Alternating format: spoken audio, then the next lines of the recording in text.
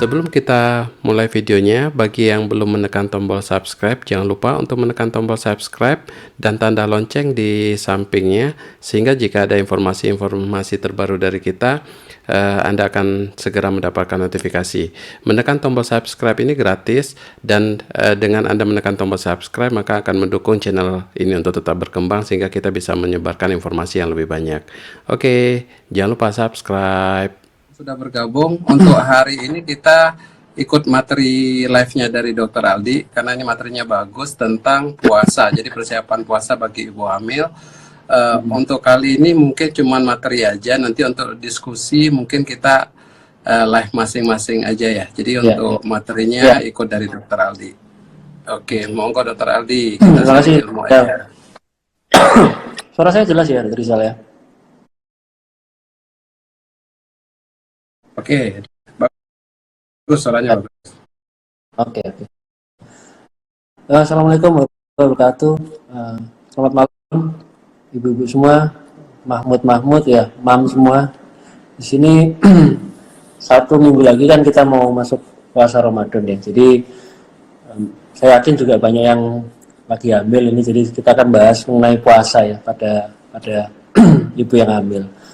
Jadi mungkin sebelum itu ya harus diingat bahwa puasa itu kan untuk ibu hamil ada ringan ya. Jadi ini benar-benar pilihan buat ibu-ibu. Jadi tidak berwajib, tapi kalau memang ini ibu-ibu mau menjalankan, nah kita bahas.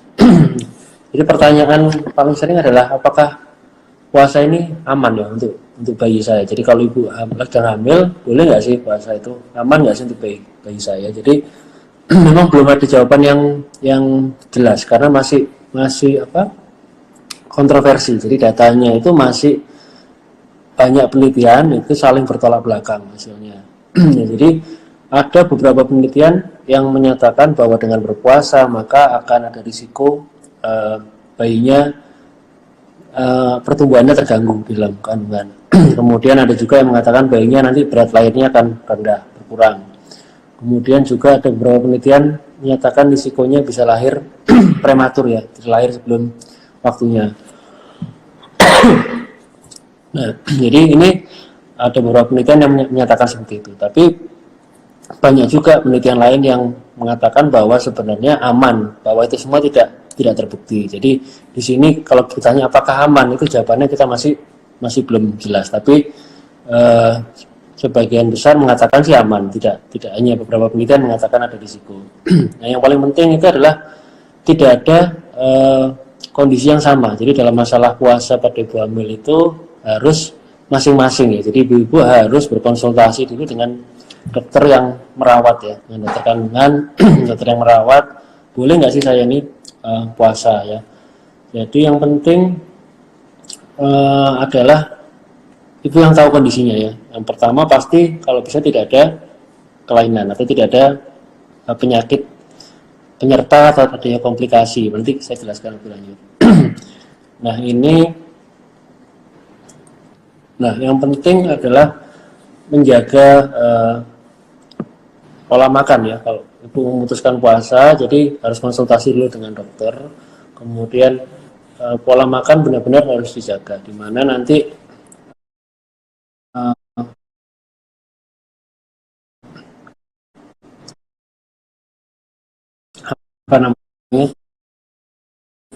kita atur ya pola makannya itu sebagaimana. Tapi tadi sebelumnya kita harus konsultasi dulu dengan dokter, kemudian check up dulu ya, check up kondisi janinnya. Kondisi janinnya kira-kira aman nggak ini kalau harus puasa ya. Kemudian pola makan. Jadi pola makannya sebisa mungkin karena kita tahu kalau waktu puasa itu 14 jam ya, kira-kira rata-rata 14 jam nggak makan. Nah, padahal kebutuhannya itu tetap kalorinya ya. Semakin besar usia kehamilan, maka sebenarnya kebutuhan kalorinya itu makin lebih tinggi, lebih banyak. Jadi ibu makannya harus makin besar, makin lebih banyak. Dikatakan salah satu penelitian itu trimester 2 ya. Kalau trimester 2 itu ibu puasa itu risikonya paling besar terjadi gangguan. Nah, kenapa? Karena pada trimester 2 itu butuh benar-benar banyak masukan kalori yang baik ya. Trimester 3 juga demikian gitu. Nah, itu harus benar-benar dijaga pola makannya. Jadi kalau bisa tetap jumlahnya itu tetap sama. Jadi kalau bisa tidak mengurangi meskipun puasa, hanya mengubah jadwal makan saja. Jadi yang biasanya pagi, siang, malam ya ini kita rubah. Jadi pada waktu buka, malam itu mau tidur kalau bisa sudah makan juga, dan nanti pada saat makan sahur ya. Kemudian salah satu yang terpenting adalah menjaga asupan cairan ya. Jadi jangan sampai ada dehidrasi atau kekurangan cairan, itu yang bisa bermasalah. Karena kalau dehidrasi bisa langsung aliran darah ke janin itu bisa berkurang, bisa ketebalannya bisa langsung berkurang ya, bisa ada gangguan pada janin ya. Hidrasi tetap minimal 1,5 sampai 2 liter. Nah, seperti mungkin kita semua sudah sering dengar ya, 8 gelas. Nah, coba 8 gelas itu coba diatur ya. Gimana cara memberikan 8 gelas. Jadi misalnya kita bisa jadwal sebenarnya. Jadi misalnya kita habis buka kan makan makanan kecil dulu biasanya. Disarankan jangan kalau buka jangan langsung makan makanan yang berat ya. Jangan makan berat, jangan tinggi glukosa, jangan terlalu manis. Karena itu nanti nggak bagus, nanti kadar gulanya langsung naik, nanti langsung bisa ngedrop, jadi nanti bisa ada problem. Jadi buka dengan biasanya kurma ya, terus minum 1 gelas, kemudian sholat maghrib dulu, kemudian setelah sholat maghrib minum lagi 1 gelas, habis makan minum lagi 1 gelas, itu sudah 3 gelas ya. Kemudian nanti di jadwal itu bisa menjadwal sendiri minimal 8 gelas ya. Ini dalam sehari itu 8 gelas. Itu sangat mungkin. Kemudian bentar ya, kalau makanannya kemudian itu nah bagaimana pada saat puasa itu juga harus diatur pada saat puasa. Jadi harus tentu saja mengurangi aktivitas ya. Jadi jangan aktivitas yang terlalu berat itu juga harus dikurangi, karena gimana pun itu juga mempengaruhi kondisi ibu. Kemudian jangan hindari stres juga pada saat selama puasa. Kemudian tadi hidrasinya, cairannya harus benar-benar dijaga. Kemudian jangan melakukan pekerjaan yang berat.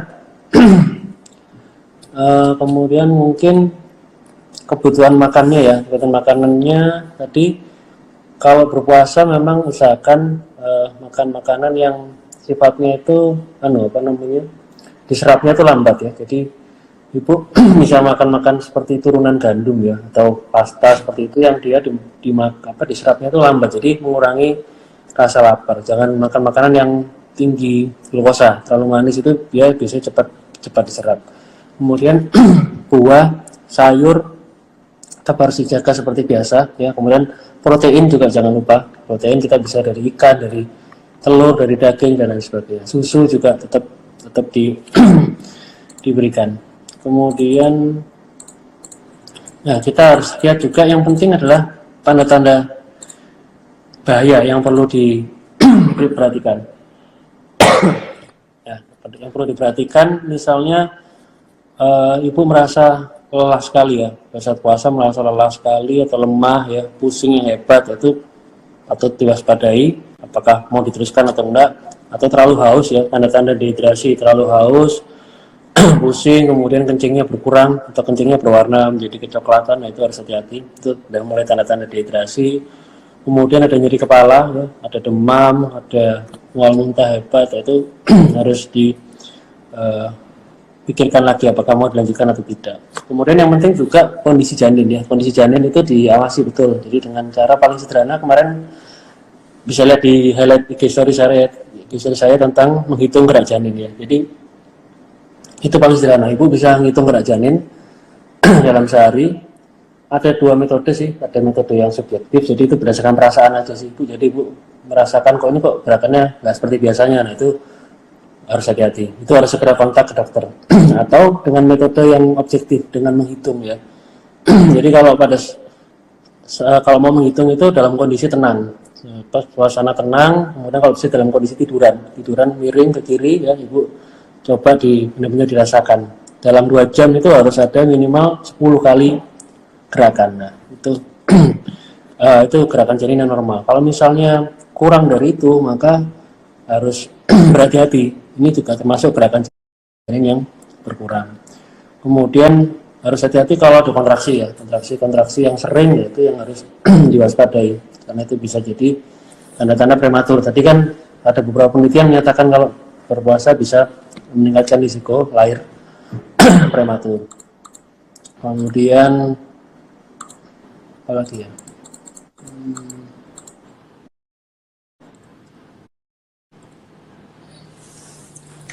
Ini yang sering ditanya, kalau trimester pertama itu boleh puasa enggak?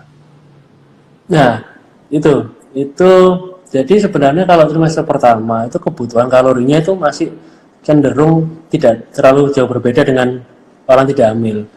Jadi sebenarnya pada trimester pertama kalau kita berpuasa itu sebenarnya malah tidak terlalu kebalikan dengan yang selama ini diyakini ya kalau trimester pertama itu paling berbahaya kan. Tapi sebenarnya kalau trimester pertama saya baca-baca itu bahwa dia itu lebih jumlah kalori yang dibutuhkan itu tidak terlalu berbeda dengan ibu yang tidak hamil, sehingga kalaupun misalnya berpuasa itu relatif sebenarnya aman ya.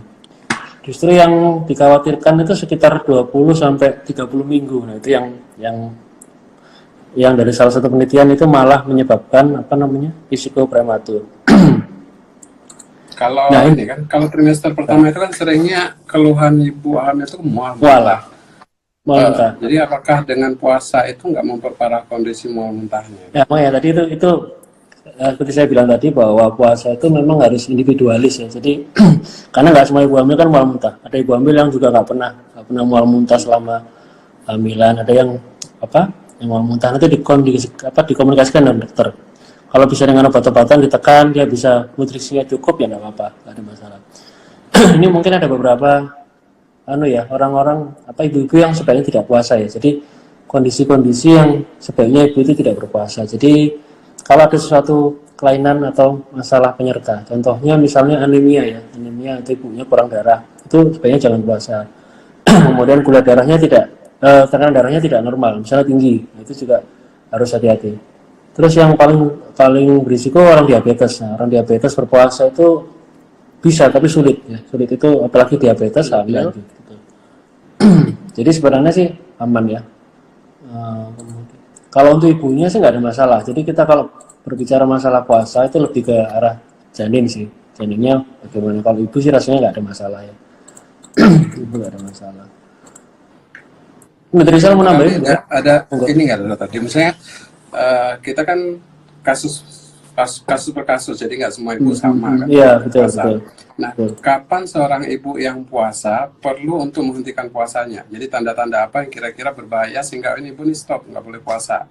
Ada nggak tanda-tandanya? Ya, itu tadi saya sebutin tadi bahwa kalau misalnya dia ada dehidrasi berat, kemudian dehidrasi itu kekurangan cairan ya ibu ya. Jadi misalnya dia kencingnya sudah jarang, atau warnanya jadi pekat ya. Kemudian dia lemas, kemudian dia pusing, lemas ya kayak gitu. Itu hati-hati dehidrasi, itu sebaiknya sih menghentikan.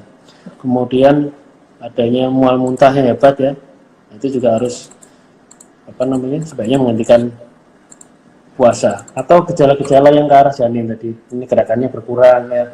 Kemudian ada kontraksi, ada perdarahan ya, itu sebaiknya sih stop puasanya, segera kontrol ke dokter ya.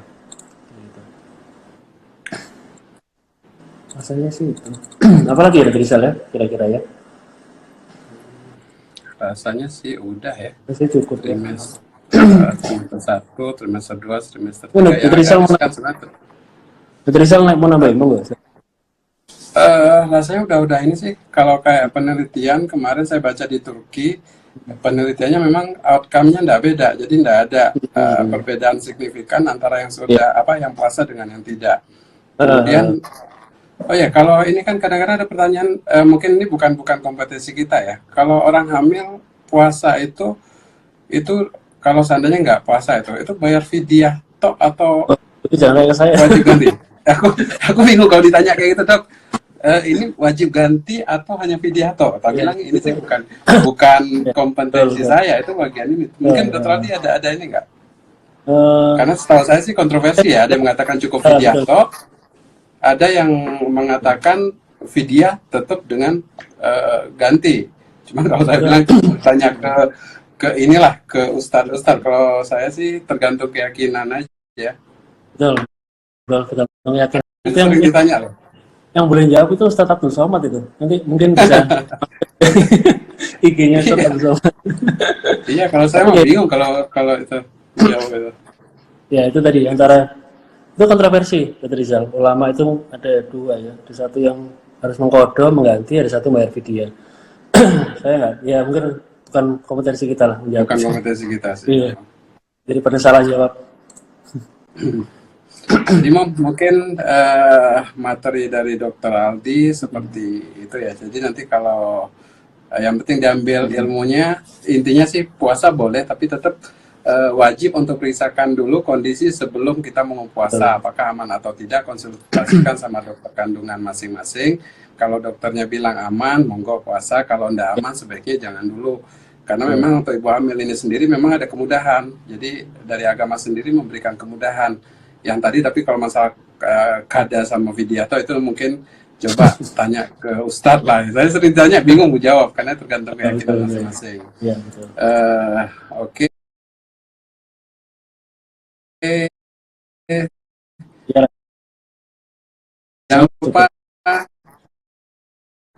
jangan lupa follower saya Dr. Aldinya di follow, Dr. Rizal juga. karena Dr. Aldi sering Q&A. Jadi mungkin kalau saya nggak sempat Q&A karena kesibukan, mungkin bisa langsung tanya ke Dr. Aldi. Sama Dr. Aldi juga sering Q&A di Instagram, jadi bisa di follow, dan live juga sering. Jadi nanti kalau ada yang materi menarik, mungkin saya akan ikut gini aja, jadi biar nanti kita gantian aja ya, Dr. Rizal ya. Kita gantian nanti. Ya, kalau ada materi-materi yang menarik nanti kita bisa join gini, jadi sekali jalan bisa dapat semua. Selama masa lockdown, Ibu perbanyak cari-cari ilmu dari online seperti ini, karena memang untuk konsultasi ke dokter banyak yang tutup dokternya. Jadi alangkah lebih bagusnya kalau Ibu punya IG, di follow yang dokter-dokter yang banyak sih, saya lihat yang banyak sharing-sharing ilmu. Karena salah satu yang bisa kita lakukan dalam masa lockdown ini ya sharing ilmu seperti ini, karena untuk melayani pasien secara normal juga agak sulit. Jadi untuk ngurangi sulit untuk mencari solusi, ya salah satunya seperti ini. Jadi di follow aja IG dokter-dokter yang suka live, nanti banyak ilmu di situ dan free kok Bu. Jadi kita nggak ngecas uang. Jadi ilmu-ilmu yang kita bagi ini free. Jadi ya untuk jadi ibadah juga bagi kita. Oke, Mams, jangan lupa di follow IG-nya Dr. Aldi dan IG saya juga. Nanti kalau waktu free kita akan sering live seperti ini. Oke, Dr. Aldi, terima kasih banyak atas ilmunya. Oke, sampai ketemu. Kapan kita ini collab lagi ya. Oke, sip. Oke, terima kasih. Ya, jadi buat ibu-ibu mungkin itu yang bisa saya sampaikan dengan Dr. Rizal. Semoga bermanfaat ilmunya ya. Dan yang mau berpuasa monggo silakan, selamat berpuasa di bulan Ramadan. Terima kasih. Saya akhiri. Wassalamualaikum warahmatullahi wabarakatuh. Waalaikumsalam.